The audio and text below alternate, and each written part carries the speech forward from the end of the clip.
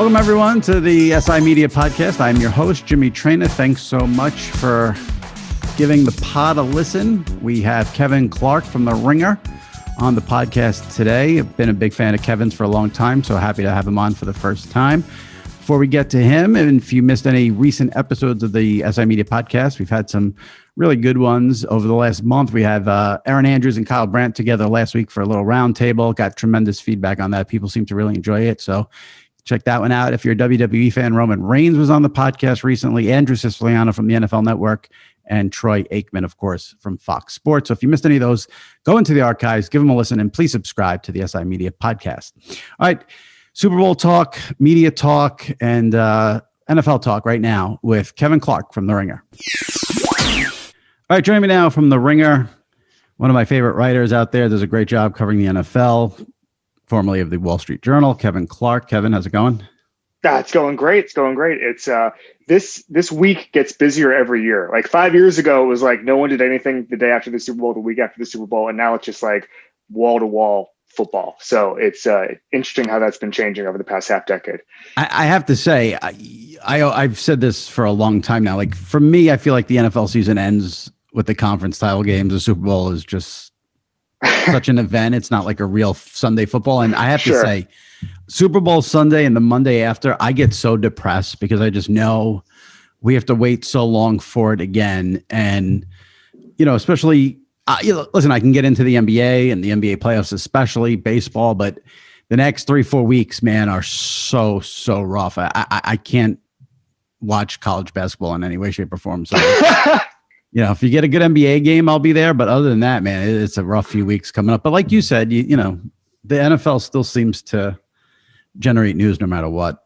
I guess. I mean, there's a bit of a lull normally between the Super Bowl and the Combine, but the Combine isn't happening this year. And so there's nothing. The rhythms of the NFL schedule are kind of interrupted. And so we'll see kind of how the content mill works. But it seems to me like Deshaun Watson and Carson Wentz and now Russell Wilson and those guys are just going to keep the thing going. I remember doing a story 4 or 5 years ago, back when I was at the Wall Street Journal, and it was about how the NFL was basically trying to manufacture an offseason like the NBA. And a lot of that was that they moved free agency to prime time so they could have the NFL Network specials and all that stuff. And they were really struggling with keeping that attention. And now that's not a problem at all. So it's really fascinating to see how that's developed. Yeah. It's funny because you mentioned about sort of the shift in how, you know, sports scheduling and you know, I don't know how big of a ratings guy you are, but the Super Bowl ratings were down, which I think it was not a surprise from the standpoint of, you know, the game was terrible, a surprise from the standpoint of you had Brady and Mahomes. Outside of the rating, which I want to get into sort of about the COVID situation and how we're consuming sports, but I read something this morning I thought was fascinating. This was the 9th year in a row where the Super Bowl had a decline in the 18 to 49 rating, which, listen, obviously cord cutting is a real thing, especially with people in that age range. But it's been 9 years in a row that the 18 to 49 rating has declined. What would you even begin to chalk that up to? So I would say that the NFL has done some research on this, and I've talked to people at the NFL level, especially league office level, and a little bit at the team level. And they've tried to figure this out for maybe 4 or 5 years now. And one of the things that has perplexed is the wrong word, but one of the things that has intrigued them is how different the younger generation is as far as they're not picking up their parents' habits as far as, okay, I was born in Pittsburgh, I'm a Steelers fan. Or I was born 3 hours outside of Pittsburgh, but my parents are from Pittsburgh, I'm a Steelers fan. It's more of fantasy football. It's more of they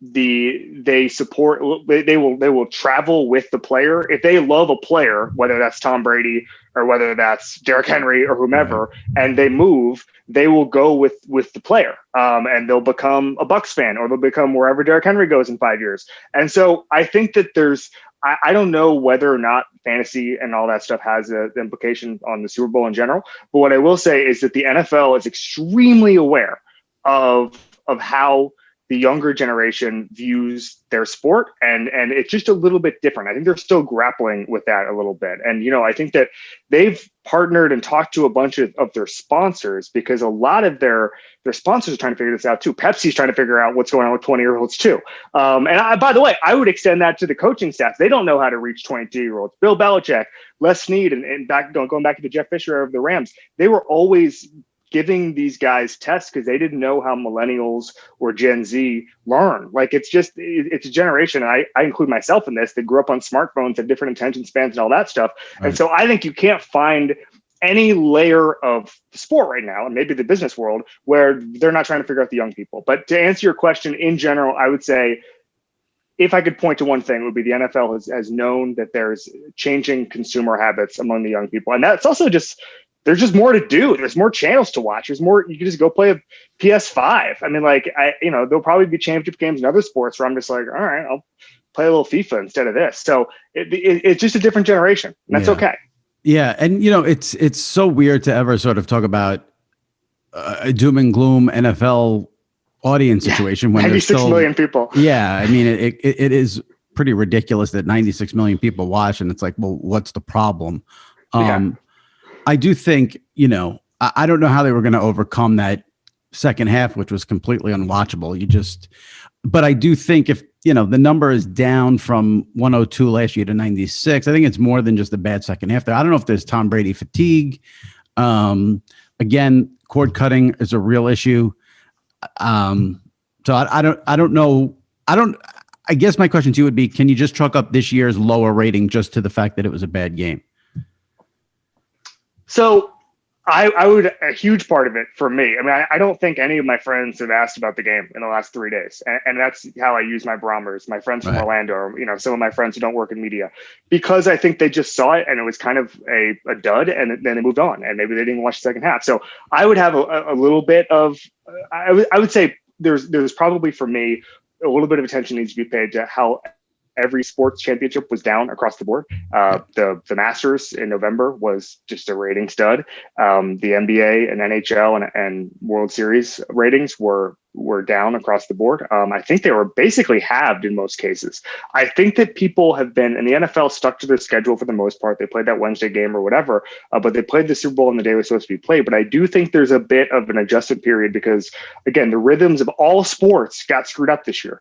And they were competing with stuff they don't normally compete with, and throughout the season. And we've never had a Masters Sunday and then turned on the NFL. So I just think there was just a little bit of, maybe it's sports fatigue. I mean, when we talk to television executives, Jimmy, I mean, so many people said this fall was going to be the best sports fall we ever had. Right. Then the flip side of that is, like, at some point, is there a saturation point? Like, are people just like, you know what? I'm watching a lot of sports the last 3 months. So listen, I think, again, it's hard to do doom and gloom when there's 96 million people who watch, and that the TV contracts are going to climb as much as they will when they come up very soon. But I if you're going to, there's a number of factors, and I don't think there's panic on Park Avenue with the NFL. Right. Yeah. Again, 96 million, and they probably could have gotten up to 98, 99 if the second half was watchable. Sure. So. I was on YouTube watching old Ali G videos in the second half of the Super Bowl. I couldn't pay attention anymore. I just could not pay attention. Which interviews for Ali G?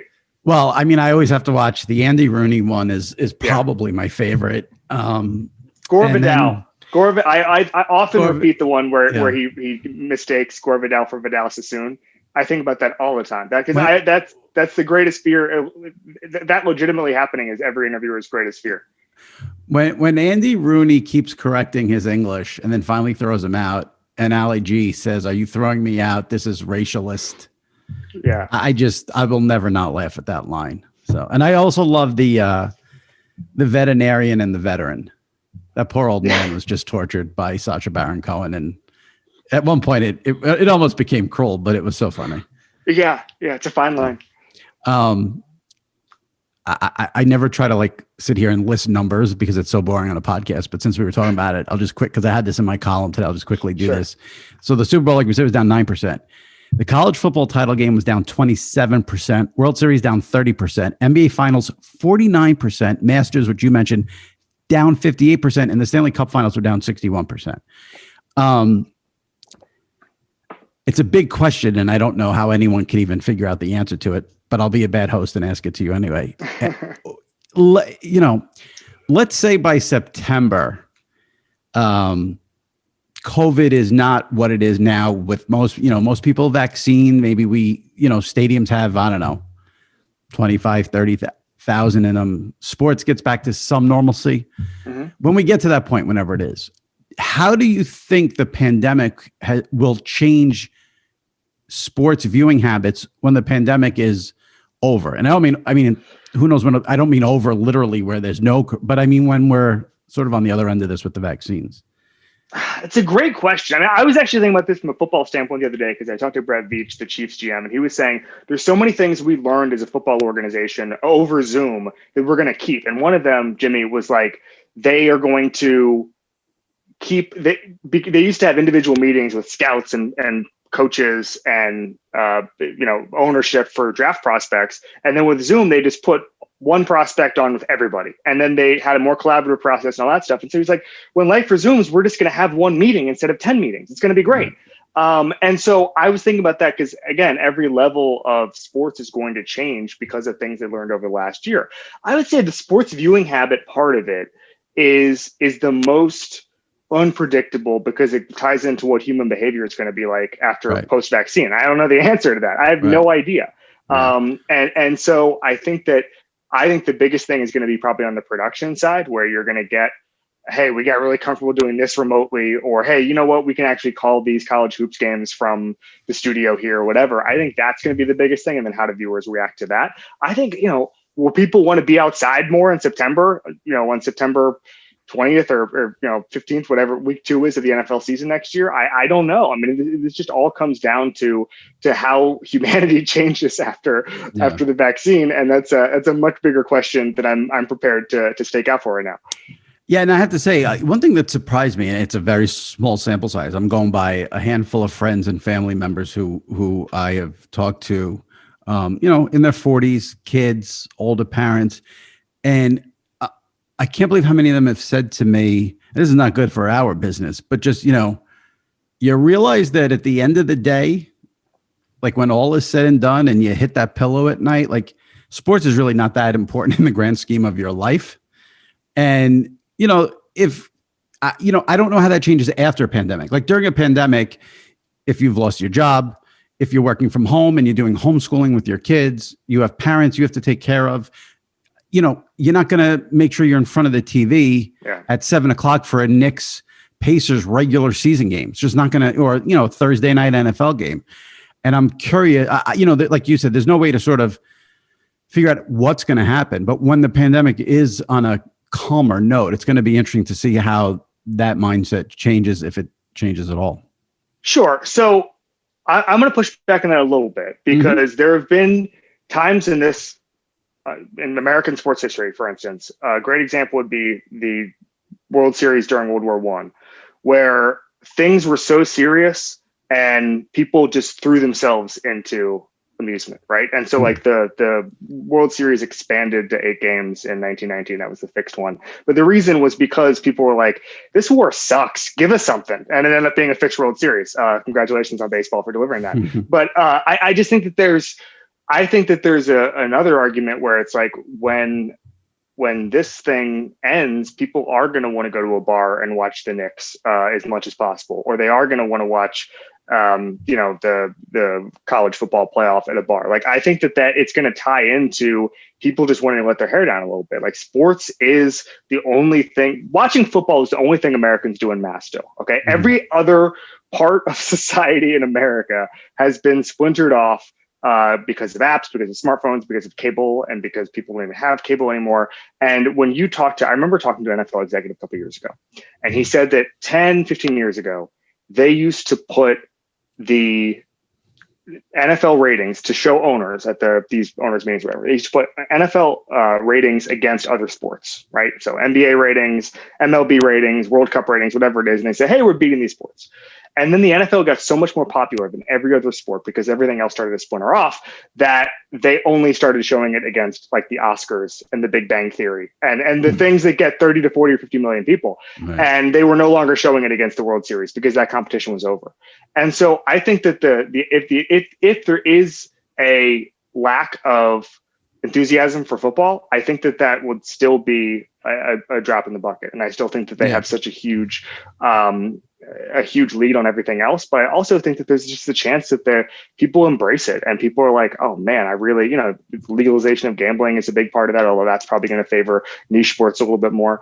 But I do think that there's a case where in October, I don't remember the last time I was pumped for a World Series, Jimmy, but like in October, if I can go to a bar and everybody's vaccinated, I'm going to be, hell yeah, give me some Justin Turner, whatever the hell, whoever the hell is going to be playing in the World Series in October.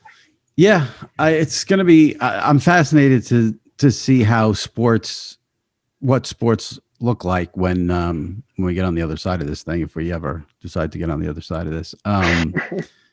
Yeah, who would have thought it? It's almost a year now. It's almost a year now, and we probably, if I asked you now, like week 1 NFL 2021, is it going to be like a normal, regular NFL week 1? I don't know how you can say yes. No. Well, DeMaurice Smith, the union head, already came out and said there's no rosy outlook for training camp. Yeah, for training camp to be normal. I mean, it's going to be virtual off seasons. How are you going to have OTAs in June? It's not going to happen.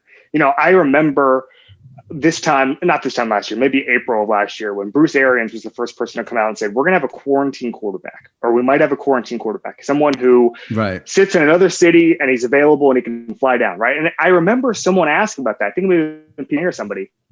And he was like, what do you think about this? And I said, well, if this thing is still going on in October, we have so many other problems that, who the quarterback is going to be the least of them. Right. And the assumption back last April was that we were going to they had the luxury of time, right? That was the big cliche. The NFL has luxury of time. Every other sport will work itself out. This thing will be kicked by the fall, whatever. I guess we as a football punditry were not following the news enough, but I remember the optimism because of the quote unquote luxury of time thing. And so now I think that if anything, there's a lot more realism and people are saying, okay, training camp in August, like that's not going to happen. Or at the very least, it's not going to be like it was 2 years ago. I'm not going to training camp in August, even though it's one of my favorite things to do. I understand that. There's a realism that's set in over the course of last summer and over the course of the season that I think is probably healthy for the league in the long run. I'm just curious because you just said going to training camp is one of your favorite things to do. Why is that? Well, I would say that first of all, you get a feel for every single team, and you get in there, and everyone is kind of chill, and so you can go into Minnesota and talk to Rick Spielman and Mike Zimmer and Kirk Cousins for 20 minutes each, and get a real read on a team. And I don't think you can do that once the season starts. Even the access is lessened. You're not going to get Kirk Cousins after September 1st for more than 5 minutes or whatever, right? And so I think that there's so many times, Jimmy, that you can go into a place and you can figure out if the team is going to be special or not from about 5 minutes of watching, right? Like I'm a big believer in culture and all that stuff. And you can go to some of these teams. I remember seeing the Cowboys a couple of years ago in Oxnard, and there was just nothing going on. And it was a Jason Garrett team. And this team doesn't have anything. Nobody's excited. It's August 13th. And then you can go to some places. I remember the enthusiasm around the Eagles the year they won in training camp. And you could just feel there was an energy to it all. And so I like the access to answer your question. I like traveling around the country. Like one of my favorite things in the world to do is get in a car in wherever, in Newark, New Jersey, and then drive to 20 cities and just go and spend a day in the places you'd never spend a day in, like St. Joseph's, Missouri, and talk to Mahomes for 5 minutes, or drive north and go to, used to be Mankato, now it's at the facility for the Vikings, and just talk to everybody in the league. You can learn.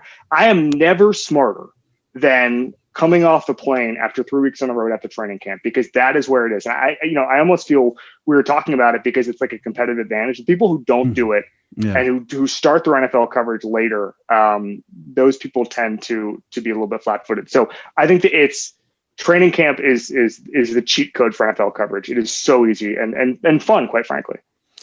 So one of the things that I've always admired about you, going back to the Wall Street Journal days and with the Ringers, I feel like more than any NFL writer, you come up with angles and story ideas that are just so unique and no one else does. No one else. What is your process for coming up? I mean, how long? Because I know, in this business, it's always about, trying to create some content ideas, and I'll sit there and I'll try to think of something. I mean, my brain will, how do you have a process? Is it, like you said, is it just a matter of, you go, you talk, you hear a nugget, you turn it into a story, but you do seem to come up with angles that other NFL writers don't come up with. Sure. So there's a couple of things. I appreciate you saying that. But there's a couple of things I do that have helped me. And I'm not saying I'm the only person who does this, but I just think it's helpful sometimes. Is number one, I have a philosophy of, so every NFL writer gets 50 minutes in the locker room a day during normal time. And I think a lot of times there's a need is the wrong word, but I think a lot of times a lot of writers, when they don't need something, they stand in the middle of the locker room. You've probably seen it at baseball games or basketball games or football games, and they just kind of stand there. And I'm kind of annoying. And I go up to people who, at minute 48, and I'll just ask.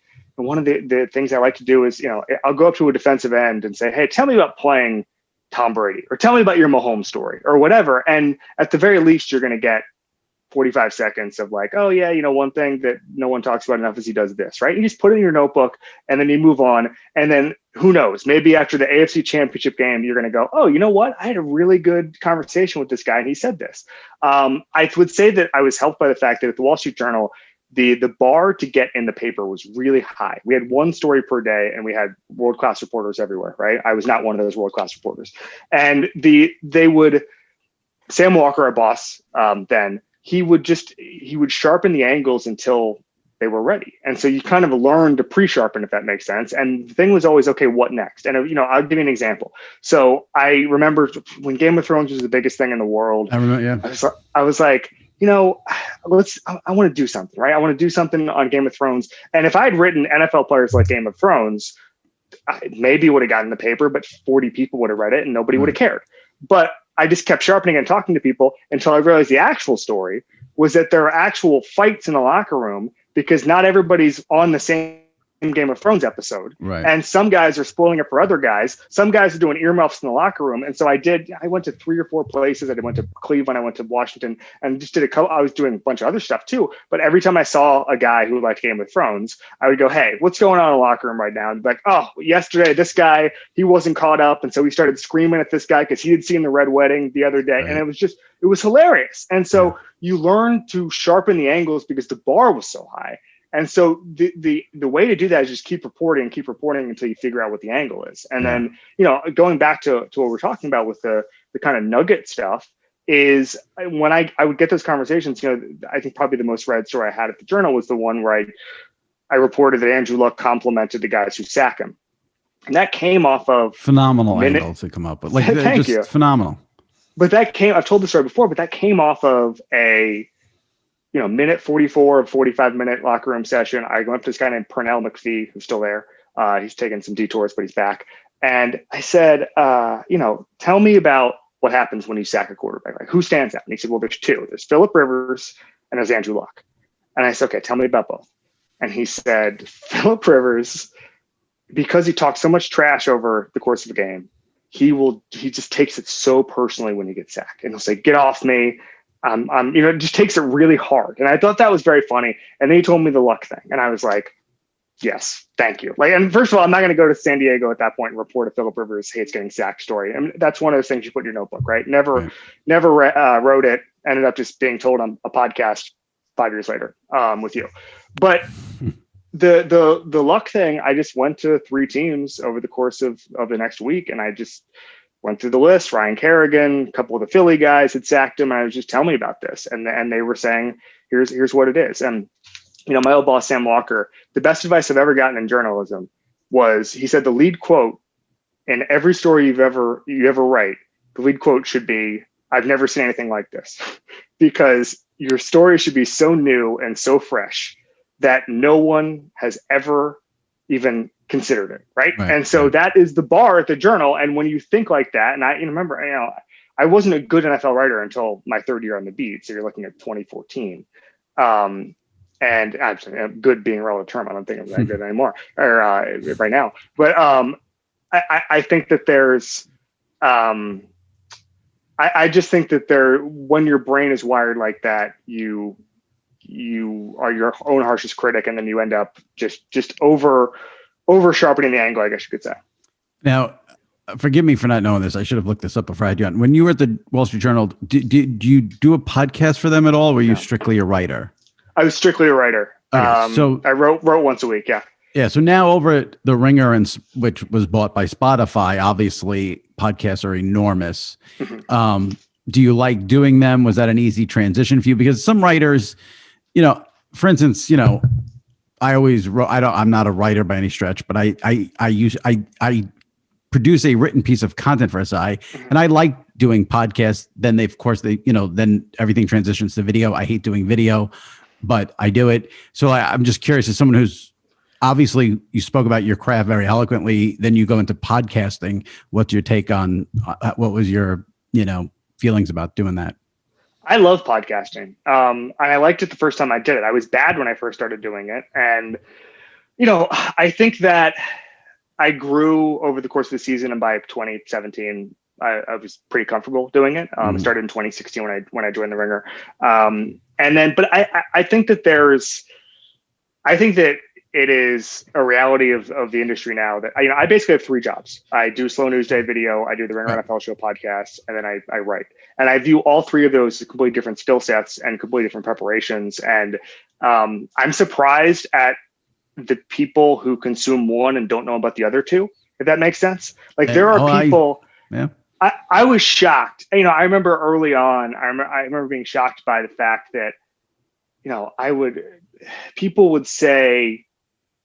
people at our company would say, you have to say, I wrote this piece on ringer.com and it says this and this and this, because in my mind, I had writer brain when I first started there. And it's like, well, way more people are reading the piece than are listening to the podcast, right? Or they're the same audience, or they're just, everybody is consuming everything I'm doing, right? And it's it's a little bit, that's just how you view it when you only do one thing, is that people are consuming it. And then you realize everything has to tie together, and you have to prepare for a podcast completely differently than you would with a written piece. Yeah. You have to, if you do talk about your written piece on the podcast, you have to do a ton of context, because those people don't even know you're a writer. They subscribe to your podcast one time, and now they're listening to it and they like you and they like your chemistry with the co-hosts.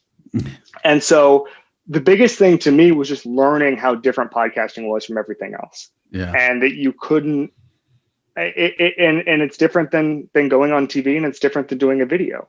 It's just a completely different, the one thing I think that I had to learn that I didn't know, I learned it really quickly, but people just value the chemistry and the relationships with podcasts way more than, a written piece. If you feel like you're having a good time in a written piece, nobody cares. Okay. No one cares, and they're not going to read you.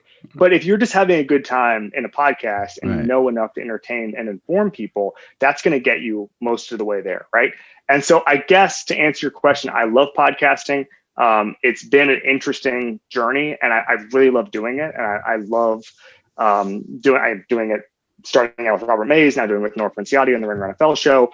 And it is one of the great joys that people not only listen to us, but I get to create cool stuff with my friends. And so that's how I view it. And it's completely different from a written piece. I viewed the written piece as this holy thing 3 years ago, whatever it was.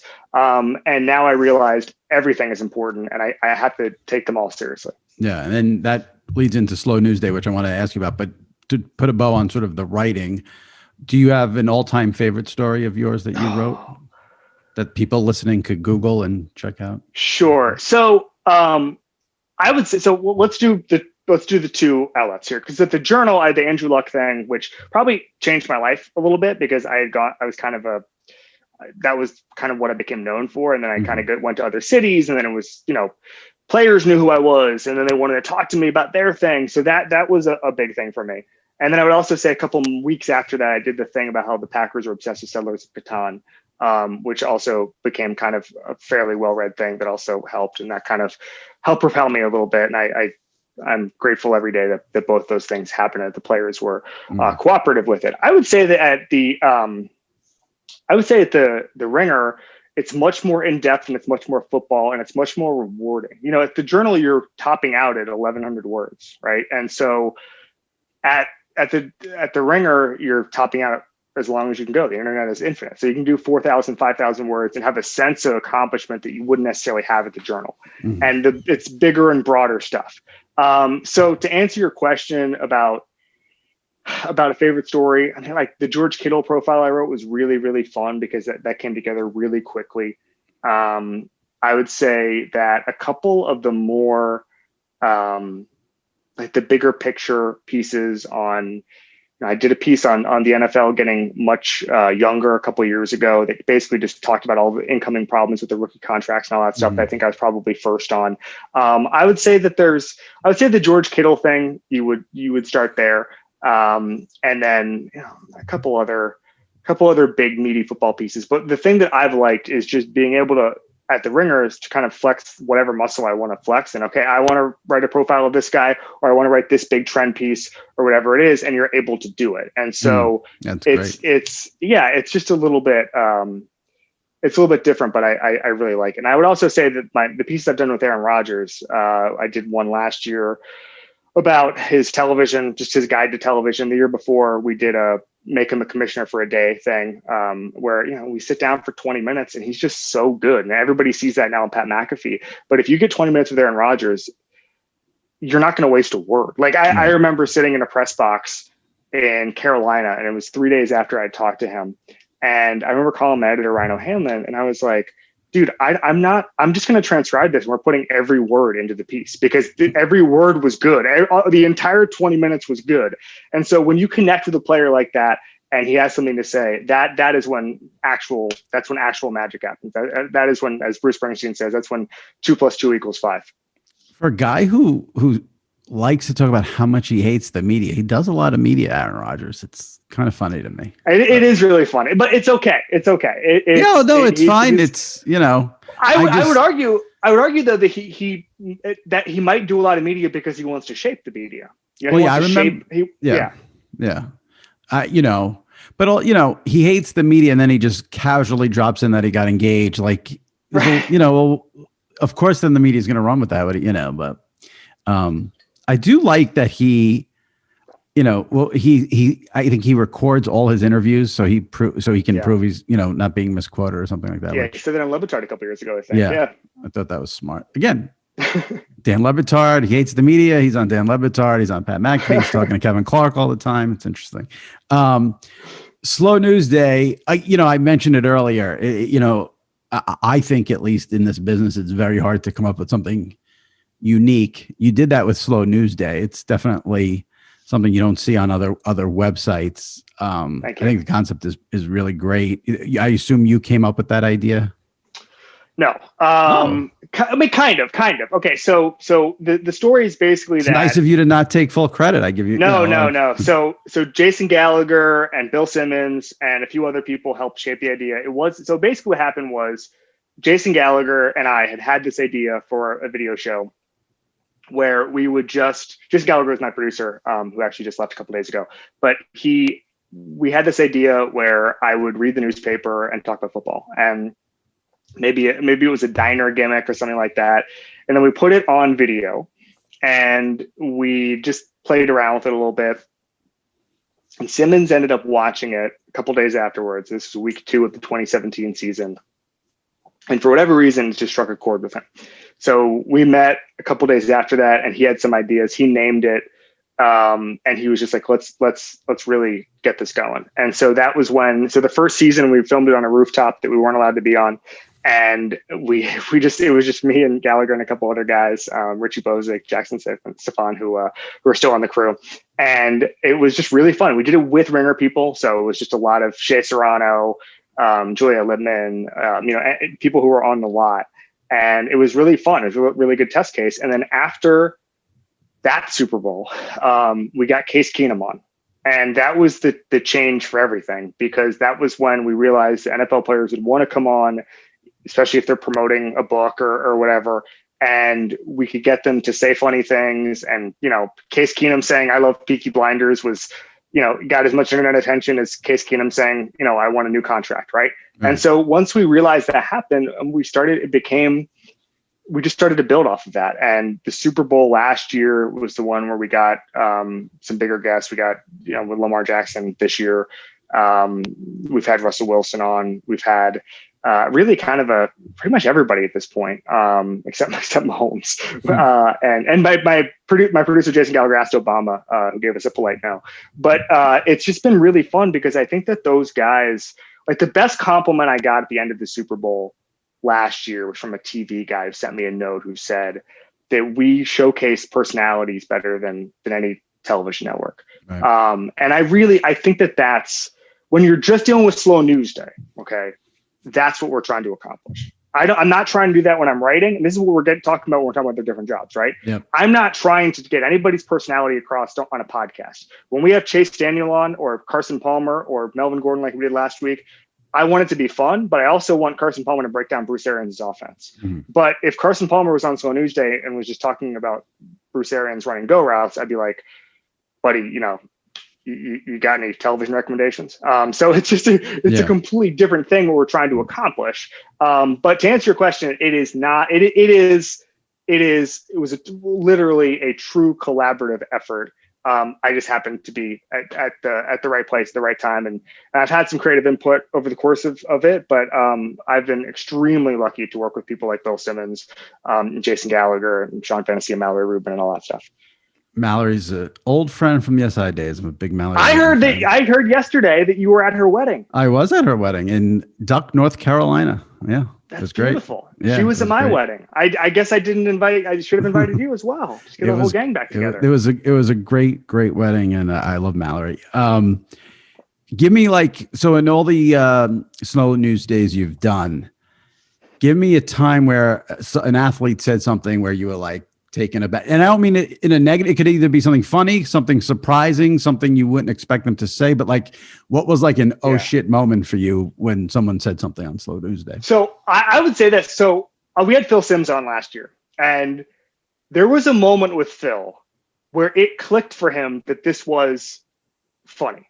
Okay, that this was funny, and then he went into full roast mode of me, and it was magic. And it was unlike anything you've ever seen with Phil when he's with Nance or at the desk and with Cower or whomever. And he was just making fun of me for being a bad reporter and saying, what the hell kind of show is this? I mean, just the craziest stuff. And it was just I remember Roger Sherman was there, and he was my colleague. And he's like, who was the guy on TV for 20 years? What we just turned Phil Simms into Howard Stern, right? Yeah. And it was amazing, and I really like that, and that's something that we take pride in when we're there.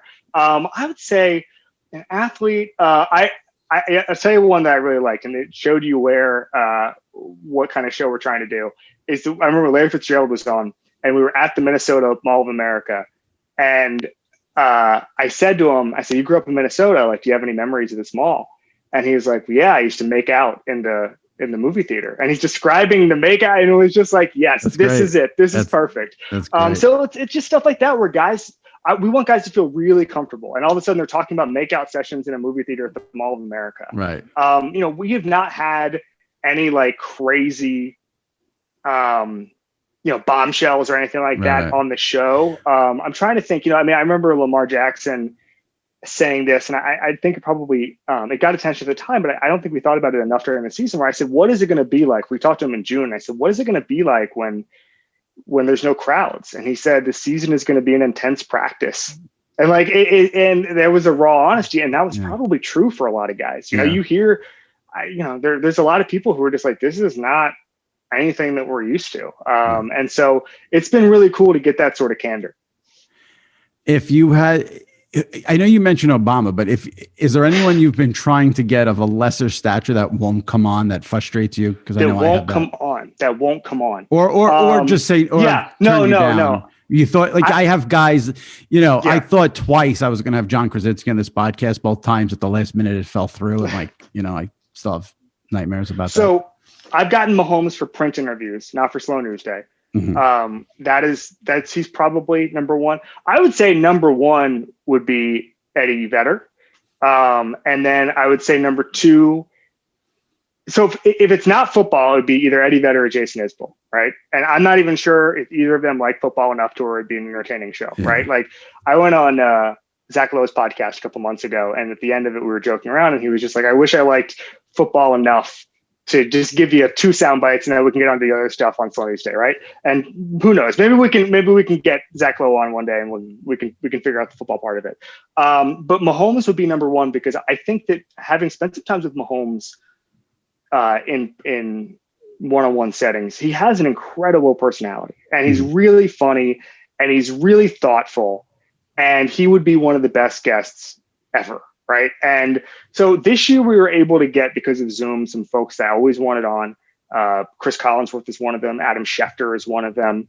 I would say that Romo was always talked about as one of our number 1s. Romo would be an unbelievable one. I know that, you can get Romo. I can't. I can't get Romo. That's the problem. But thanks, no, CBS. it's for us. A lot of times a great Slow News Day guest is different from anything else. And so they'd have to be funny. They'd have to be thoughtful. They'd have to be able to think on their feet, and almost kind of like Phil Simms, where Phil Simms is kind of the model guest, right? I mean, Jason Witten came on last year at the Super Bowl and never got the show. And, it was kind of I like Jason Witten. He seems like a very nice person. That was not a great 8 minutes. Okay. We did not have a great 8 minutes with Jason Witten. Derrick Henry, was the same day, and he grew to sort of understand why we were asking about whether or not he had to bring his birth certificate to Pee Wee games, stuff like that. And he kind of got it. Right. So I don't want to sound like Dan Lebatard here, but like getting the show is the most important part. Right. And now, that's sort of how we scout. Do you usually speak to the person and do the interview for a certain amount of time, or is it like how long? Like, because what we see is obviously, if I watched the one with Terry Bradshaw, which I thought was hysterically funny. He was amazing, wasn't he? He was great. But I'm curious how long you usually go, and then what you narrow it down to, because editing is obviously a big part. So it depends. In those situations, Bradshaw or Saquon Barkley or Christian McCaffrey, you're looking at 10 minutes because they're busy. When it's Russillo, it could be 30 minutes. When it's Mina Kimes, it could be.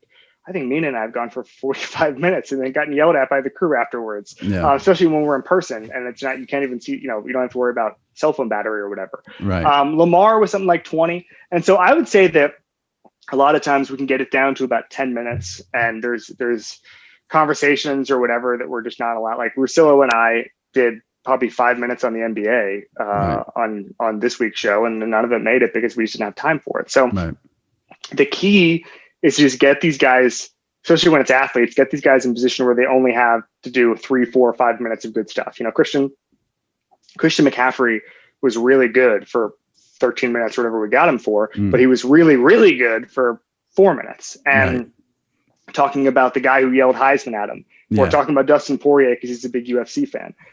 If we had run that whole 13-minute interview, it would have been an amazing podcast. It would have been an amazing video to just put up, and his analysis of X, Y, and Z in the game and all that stuff. But then if you just take the funny parts of it, do quick cuts, throw some jokes in there, that's how it becomes a Slow News Day. And that is all credit to the people around me, not me. Yeah. Well, like I said, I mean, it's really tough to get unique content going these days. So, thank you. It's good to see something like that, because I remember the first time I saw it, I was like, I like this concept here, something new, something good. I want to get to this, back to the Super Bowl for one sec before we wrap. Sure. I was expecting less. I was expecting my inbox to not be barraged as much by PR stuff because of the pandemic, but that was a mistake. I could not even believe the pitches I was getting last week. Do you get that too? A little bit. I mean, it was mostly go to Brian Curtis. Okay. Our amazing sports media reporter. Yeah. He's been on the podcast before. It was quite interesting to see that what people were pitching. And, if any PR people are listening to this, please don't pitch like doctors speaking about the pandemic. It's just not good. It's just not good. I don't know if you can answer this because you do work for a podcast company in Spotify, but are there podcasts out there that impress you that, not even just like your favorites that you listen to, but like, are there ones where you're like, that's unique, or this is this is something I wish I would have thought of, or something like that? Oh, ones I would have thought of. What ones I wish I thought of? So I like all different sports. Right. And so a lot of the niche sports for me, my favorite podcast in the world is probably No Laying Up. It's a golf podcast. And it's just a very simple formula, which is it's four friends. And after golf tournaments on Sunday night, they sit in the same house and they talk about the tournament. It's really funny. They all have different personalities. My inspiration for everything is always going to be the Bill Simmons podcast and the BS Report going way back to when I listened to it in college. That, and then there's another podcast, the soccer podcast. It's no longer, the group's no longer together. It's called The Guardian Football Weekly. And they kind of broke up and went to separate ways, although that podcast still exists. And you learn how important just people getting together, again, having a good time and entertaining you and informing you is. And that Guardian was the same thing, where it was four folks who just got together and said, hey, this is what happened on Sunday. So I would say that No Laying Up is definitely my number one right now. I love Errol Hawani's podcast, Daniel Cormier, for MMA. Trying to think of what else. I mean, as far as structures go, I think that some of the narrative podcasts we've seen over the past couple of years have just been unbelievable and gripping. And I think that takes a lot of work. But I think that there's just a lot of room for exploration there. At some point, I'd like to probably explore that. But I mean, the podcast boom is amazing because you just find out how many creative people there are. And, on the NFL side, Daniel Jeremiah and Bucky Brooks have a podcast that is just awesome. And the insights are from two dudes who've been in the league are just fantastic. I think that there's so much good quality content right now that if you want to be a smart sports fan, you can. And I think I think it's the best. I think there's a lot of complaints right now because people just like to complain about stuff. It is the best time ever to be a sports fan, ever. Because you have so much quality content on pods, on TV, whatever. You have so many resources available, whether that's statistical, whether that's articles. Like I went the other day before I was doing Simmons Pod, I read 3 articles on Pro Football Focus by Seth Galina, Deontay Lee, and then one other. And I came away from each one having a completely different perspective of the game and just being like, oh, I didn't think about that, even if it's one line. And so I think that if you seek it out and you want to be a educated, informed, entertained sports fan, you can. And that's what I love right now is that if I want to listen to No Laying Up thing and just listen to jokes about Tony Finau, I can. And I love that. It's my favorite thing in the world. But if I also want to see strokes gained and figure out what's going on with Tony Finau in the short game, whatever, I can do that too. So the world is kind of your oyster right now if you're a sports fan. What do you have any slow news days coming up that we should know about? Any guests? You want to promote anything here? I got distracted when I asked that question because I just saw that starting February 23rd, stadiums and arenas in New York will be able to reopen for sports and musical performances, which I find shocking. Huh. So that's like a concert. Like I can go see Billy Joel at Madison Square Garden starting February 23rd. I live at right 10%, now. 10% capacity. 10%. Billy Joel at 10%. Okay. 10% capacity, 10,000 person total capacity. This is a good topic for okay. That's a great. Can you imagine seeing a concert with 10% capacity? It's phenomenal. I think it's like is that good? Is that good? Would you like to see like Bruce Springsteen with 10%? Okay. Not Bruce Springsteen, but someone else. Yeah, I'm the one sports writer that doesn't like Bruce's music, but who would be your number one 10% attendance guy or gal? It's an interesting question because I'm trying to figure out. So like Billy Joel plays. I don't even know. Are you in where are you based out of? Where do you live? We live in Los Angeles, but a couple of months ago, because of everything that was going on, we decamped and now we're in St. Augustine, Florida. And then we'll return to normal life when everything else resumes. So I don't know how many people outside of New York know this, but pre-pandemic, Billy Joel does a monthly concert at Madison Square Garden. Yes. That sells out every time. It's amazing. It's crazy. It's an event. It is an event. And when people are going, they tell everybody. But it's just such a great thing that like you can wake up on a random day and be like, you know what, I'll just go see Billy Joel. Like he's at Madison Square Garden every month. So, and I've seen it many times, but I have to say, a 10% capacity. Listen, Billy just sits at the piano and plays his like 40 songs, and it's a great show. I think a show like that is better in a 10% capacity than somewhere where the artist is going crazy and running and dancing. I don't know. What do you think? Well, here's the question. Does the show change? So if you're going to see Springsteen at a 10%, I don't want to bring up Springsteen again because you're anti-Springsteen, but does he go full acoustic? If it's 10%, does Billy Joel he doesn't even play the Billy Joel's show wouldn't change a drop because he just sits at a piano and plays songs. So Nathan Hubbard, who does our golf podcast and is a music industry mogul, he made the point that Taylor Swift's new album was made because there are no stadiums to play it in, right? It would have been much bigger and much more poppy if you had to then go play New Meadowlands Stadium with it or Gillette Stadium, right? You can just sit there and do the folksy, slow stuff with the National if you're in quarantine. And so I'm wondering now if we do have a while of 10%, if it's like, okay, let's just change everything to be more chill because it's not the same energy. Like when I go see Pearl Jam every 3 years when they tour, the crowd is the thing, right? Like if they were playing in front of me and it was just me and 10 friends, I would really enjoy that. Right. But the most fun thing in the world is being on the floor and the energy of it all. And so I'm curious to see, Jimmy, what happens if that becomes the norm for, let's say, a year. And not 10%, maybe it's 25%, maybe it's 50%. I will say that the St. Augustine Amphitheater down the road here appears to be advertising concerts in March, and I don't know if they're limited attendance, and I think that might just be a Florida thing. Well, Corona doesn't exist in Florida, so you're good. It sure doesn't. Yeah, it sure doesn't. Yeah, like I don't think I'd want to see like the Foo Fighters at 10% capacity because I feel like that's and there's an energy that you need there. Whereas Billy Joel is singing just the way you are, and you could sit there and rock your head back and forth while he does that. All right, sorry for going off on that tangent, but that was I saw amazing. That. And also, so I guess Yankees and Mets will have 10,000 people in the stands starting in the regular season. So slow news day. What I wanted to give you a chance. So we had the season finale this week with Ryan Russillo that went up yesterday. I just tweeted it out again. We're going to take a little break for the next couple of weeks. And then the schedule at this point is to come out with them when there's news. So when Wentz is traded, we'll have an emergency one with probably Chris Ryan and some Philly folks, right?